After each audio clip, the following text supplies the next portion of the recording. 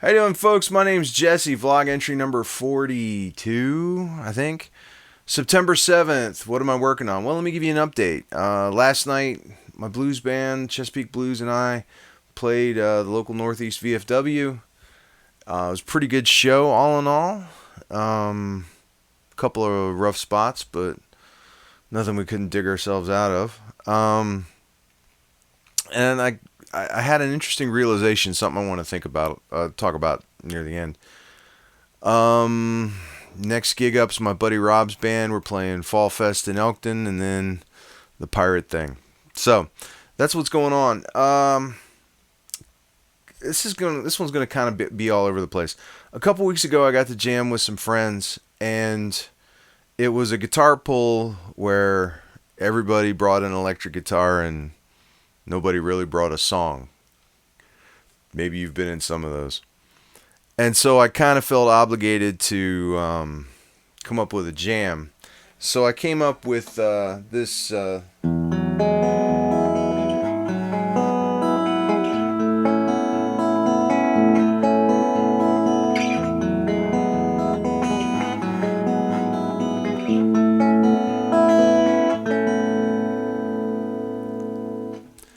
It's the rhythm part to an old Mile Lefevre song called More. I remember asking Scott Anderson, my guitar teacher, when I was 13 to teach me how to play it, and I lent him the album. And I came back and he wrote out the opening for me. It was kind of a complicated song, so he gave me the beginning at least.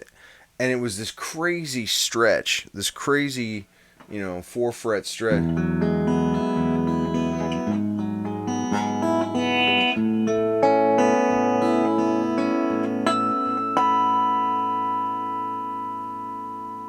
And I busted my butt to learn how to play it. And then fast forward a couple decades later, and I watch a video of Broken Heart playing it. And what they did is they tuned the E down to a D, and they capoed it at the 2nd fret. But, out of that, I learned something cool. Now, what I was working on doing with it was like, how about I take the thing I learned from the Sad Man excerpt from Uncle Larry's videos. It's like, okay, well, how could I revoice that? So you've got the.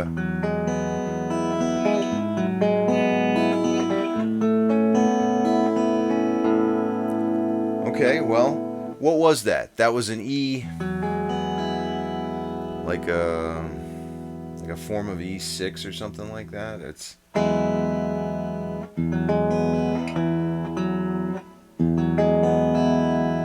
And then it's the same chord, focusing on the 3rd. Yeah. The major 3rd. And then some form of A. So it's, if you were going to boil it down to its most simple form, it's E, an inversion of E, and some form of A. Right?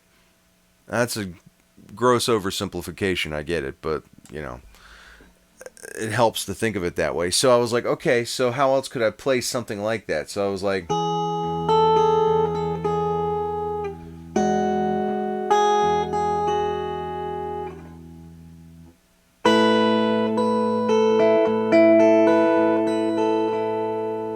that's cool.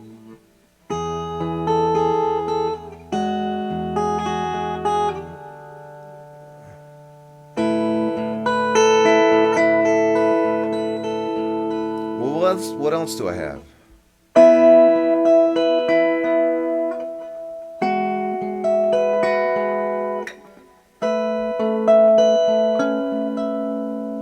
That's cool. And that was just 2 off the top. And that's about all I've had time for, so that's kind of what I was doing. I got a lot of other stuff going on.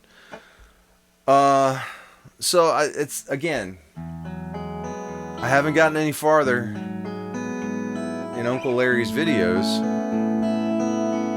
just because there's so much in just one idea,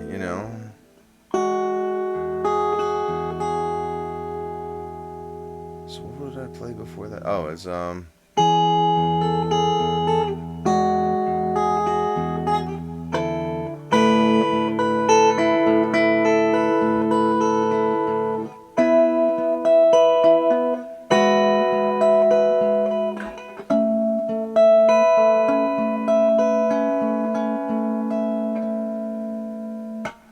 Pretty cool, huh? Now, what am I playing it with? Okay. I swear this is going to be the last one in a while. And there are reasons why. What I believe to be a 77 Kramer 250G. Now, a while back I was in Guitar Center, the one up in Wilmington, Delaware, and they had a 70s era Kramer DMZ, which is very similar. Only the DiMarzio pickups were replaced with Seymour Duncans. And I played it, and I thought about it, and I was like, I got a two humbucker guitar. I've got a lot of two humbucker guitars. You know, I don't. That's an area that's pretty well covered. But this popped up at the Guitar Center in Cockeysville, Maryland, and it's two single coils. So, although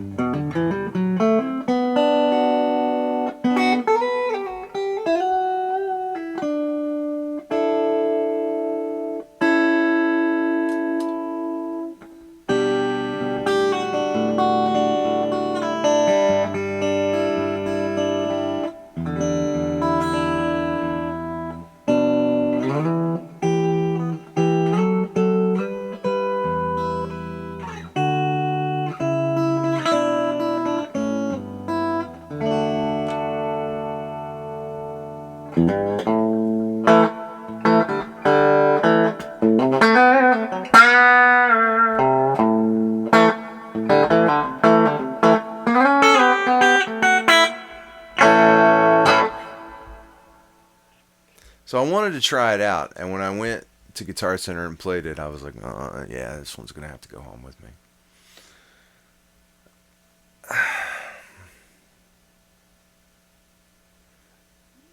Thumbnail sketch, the history of the beginning of Kramer guitars.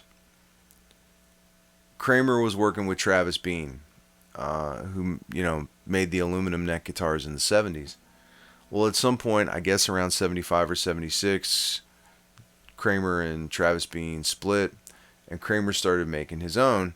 And the difference that he made was that his guitars had the aluminum neck with wooden inserts to address the issue about the neck being cold.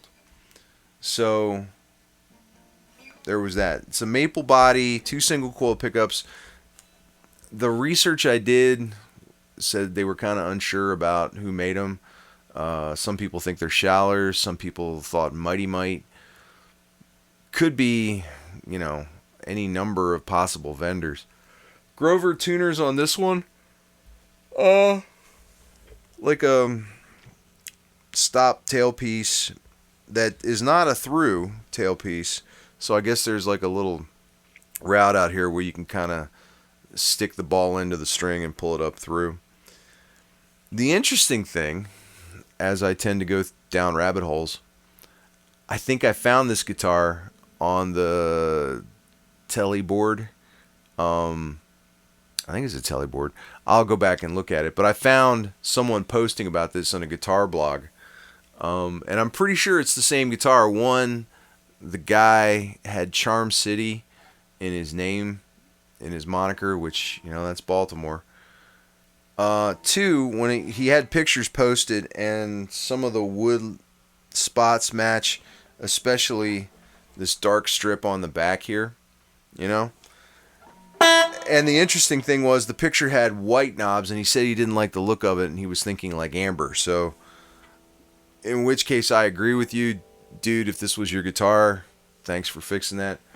A couple of things he mentioned in the post was that the neck wasn't lined up really well with the strings, and someone suggested that he re-bolted on with like a piece of sandpaper glued in, because he said because it's an aluminum neck, it slides a little bit. And I guess the guy did that because it lines up perfectly over the neck here. Ebonol fingerboard, which I'm a fan of, to be honest with you. I love the feel of ebony, or ebony-like things. Aluminum dot markers, which I think is kind of cool. The screws on the pickguard are countersunk, which I think is a nice little touch. It's in pretty decent shape for its age. There's like a couple of dings and gouges on it. I'm guessing it's some sort of poly finish on it. The one thing that's happening, and the guy posted about this like a decade ago, so even as far back as 10 years ago, the wood inserts don't exactly match up perfectly with the aluminum.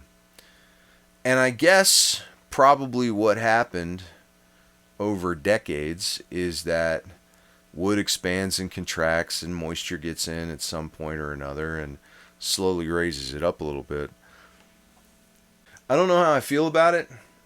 Like, part of me wants to get like some 1,000 grit sandpaper and just go across this line until it disappears. But I think this guitar is around 77. The 250 was like the most basic model, and it showed up first in the 77 paperwork. And incredibly, like, the overtones on this thing are nuts. Let me give you an example. Well, yeah, obviously the 12th fret. Obviously the 7th fret. Obviously the 5th fret. But listen to the 4th fret.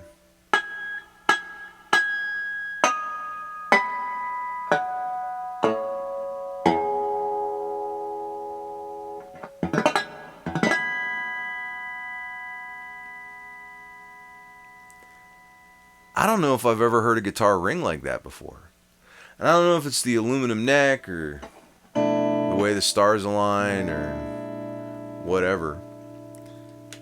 But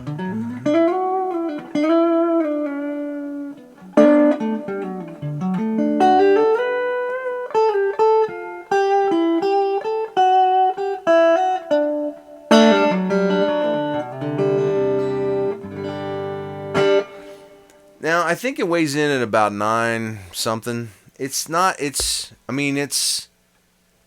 light. It's not like my Harmony Comet, but it doesn't feel like an 11, 12 or 13 pound guitar, you know. Is it neck heavy? I don't know. It's not too bad. I mean, the neck has some chunk on it, which I like. You know, I like a big feeling neck.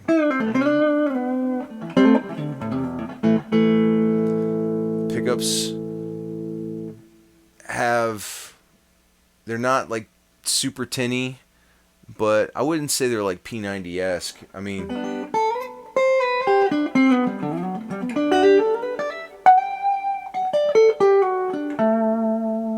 maybe they are.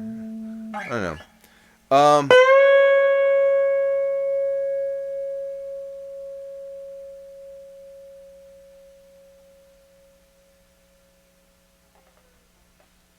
Sustain.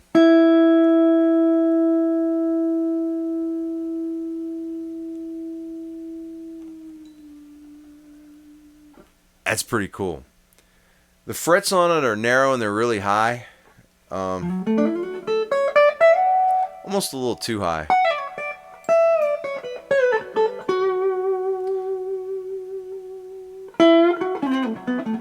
Has a 0 fret on it, which I think is cool. I think that just kind of zeroes in the intonation.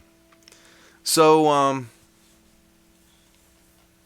and I got the original case, which is kind of beat up, but still, you know, it's a pretty cool guitar. Makes me want to try some others, you know, but I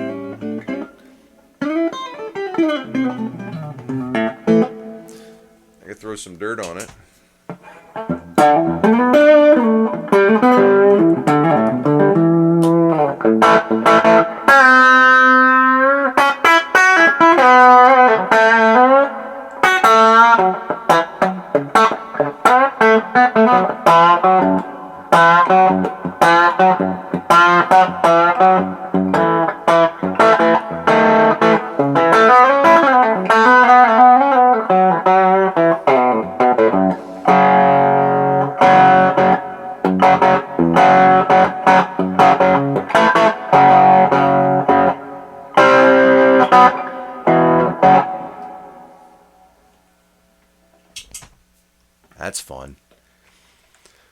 So what did I want to talk to you about? What I was thinking. Now I'm kind of jumping around in a little bit. I told you last night my band played for the first time at the VFW, and we really kind of worked our butts off for this gig. We were worried we didn't have enough tunes. Um, our other guitar player couldn't make it, so we had a keyboard player sub for us. And he's a great guy, but he wasn't necessarily super familiar with all the stuff, so we were trying to schedule practices, and he lives a long way away, so there was a lot going on. And so we opened up first tune. First tune, we killed it. Second tune, we hadn't really rehearsed as much. I'd played the song for years, but everybody else did not. Like I was trying to communicate the beat. Like the drummer kind of lost the beat, and the bass player didn't know where we were going. And it was, it was B.B. King's "The Thrill Is Gone."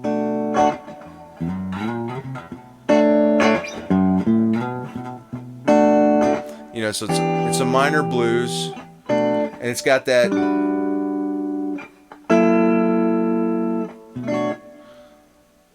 Well,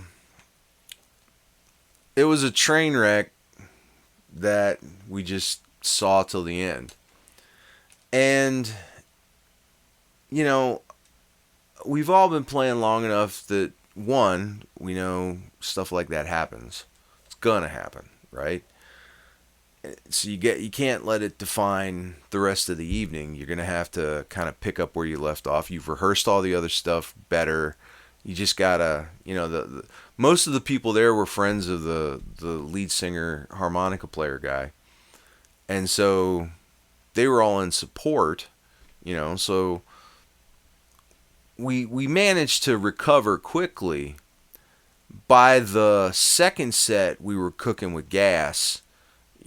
And so the second and the third set were killer. The fourth set was all right. We were running out of tunes. We had done Waiting for the Bus like once, but kind of only half did it. And so it was not the best ending in the world, but like, I don't care who you are. I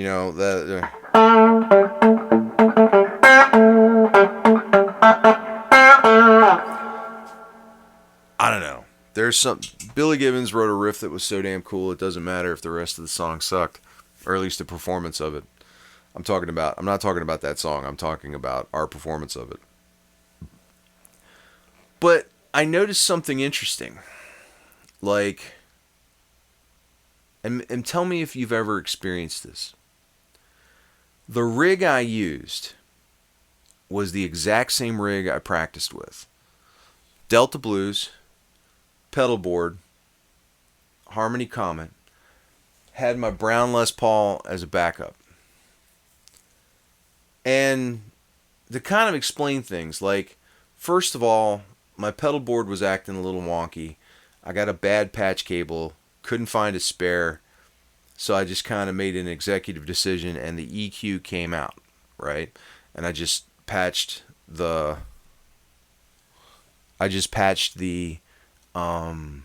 fuzz into the Nobles and went with it. So I knew it was going to sound a little darker, a little muddier, not as clear without it. So I tried adjusting with the treble, but like somewhere along the line, I was like, this is not the sound that I had when I was rehearsing. And I think the fact that the second song was kind of a car crash, the rest of that set I spent fighting my sound. I felt like there was no gas in the tank. Every time I tried to take a solo, I felt like I didn't have enough push behind it. I felt like my notes were dying out. I just felt like I was struggling. Now I've been playing long enough, I'm like, you just fight the struggle and that's it. And the second set, I said, you know what, I'm mixing it up. And I grabbed the Brown Les Paul. The Brown Les Paul and I have been together a long time. And I was like, I know that sound, right? And so the second set, I got back on track. Third set was good. Fourth set, I said, I'm bringing the harmony back out. And it sounded like I remembered it. So I can't help but wonder if my emotional state, which was not at DEF CON 5, maybe like DEF CON 3, I wonder if that affected how I perceived the way I sounded. Because the other piece of information I can give you is at the end of the night, the singer came to me and said, "You were playing some killer stuff and that guitar tone was to die for." And I said, "Oh, thanks." And I was like, it's not what I was thinking at all. Like, it wasn't hideous. It wasn't the worst I ever did. But, like, I wasn't super thrilled with my playing. You know, I wasn't super thrilled with my sound. And I couldn't help but wonder, maybe the problem had less to do with my equipment and more to do with my headspace in the time.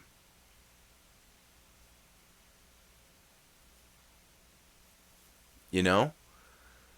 And so that leads me to think about judgment calls. You know, how well can you trust yourself? That's a question. Tell me what you think. Tell me if you've had similar experiences. Tell me if you've ever had an aluminum neck Kramer or a Travis Bean. Like, I would love to play a Travis Bean sometime. So, tell me what's going on. My name's Jesse. I'll talk to you later.